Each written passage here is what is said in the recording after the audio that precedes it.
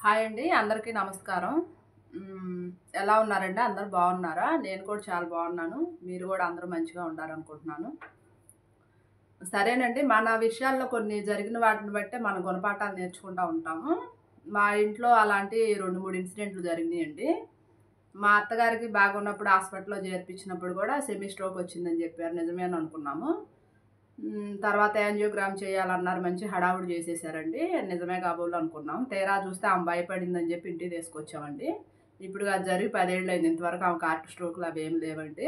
అది first incident. తర్వాత మా పాప అప్పుడు ఫుడ్ తేడా వచ్చిందని హాస్పిటల్‌లో 10 డేస్ అడ్మిట్ చేసినప్పుడు అప్పుడు అంతేనండి. ప్రతిరోజు ఫీవర్ వచ్చేది, సెలైన్లు పెట్టేవాళ్ళు. డిశ్చార్జ్ అయితే చేయలేదండి.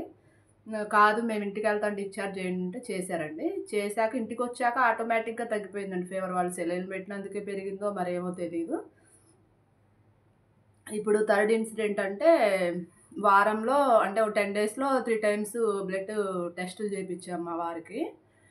అయితే అండి ప్లేట్‌లెట్లు కౌంటింగు ఒక చోట ఒకలా వచ్చింది. ఇంకో చోట ఇంకోలా వచ్చింది. ఇంకో చోట ఇంకోలా వచ్చింది.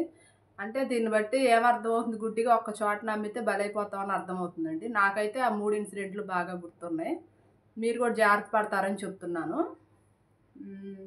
నేనిప్పుడు మళ్ళీ హైదరాబాద్ ఎళ్లి చూయించుకుందాం అనుకుంటున్నానండి. మా వారికి అక్కడ క్యూర్ అయిపోయింది. నేను అక్కడికే ఎళ్లి చూపిద్దాం అనుకుంటున్నాను. ఇక్కడ ఏవి నమ్మేలా లేవండి పరిస్థితులు.